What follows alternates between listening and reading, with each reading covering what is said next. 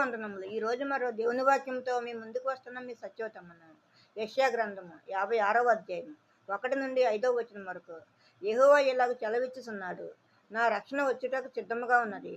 నా నీతి వెల్లడియగుటకు సిద్ధముగా ఉన్నది. న్యాయవిధిని అనుసరించుడి, నీతిని అనుసరించి నడుచుకునడి.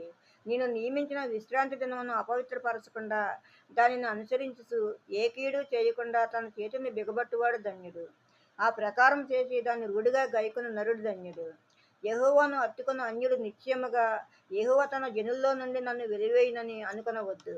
షండుడు నేను ఎండిన చెట్టని అనుకొనవద్దు. నేను నియమించిన విశ్రాంతి దినములను ఆచరించుచు నాకు ఇష్టమైన వాటిని కోరుకొనుచు నా నిబంధనను ఆధారం చేసుకొనుచున్న షండులను గూర్చి యెహోవా ఇలాగ సెలవిచ్చుచున్నాడు. నా ఇంటను నా ప్రాకారములలోనూ ఒక భాగమును వారికి ఇచ్చేదను. కొడుకులు కూతుర్లు అని అనిపించుట కంటే శ్రేష్టమైన పేరు వారికి పెట్టుచున్నాను. కొట్టివేయబడని నిత్యమైన పేరు వారికి పెట్టుచున్నాను.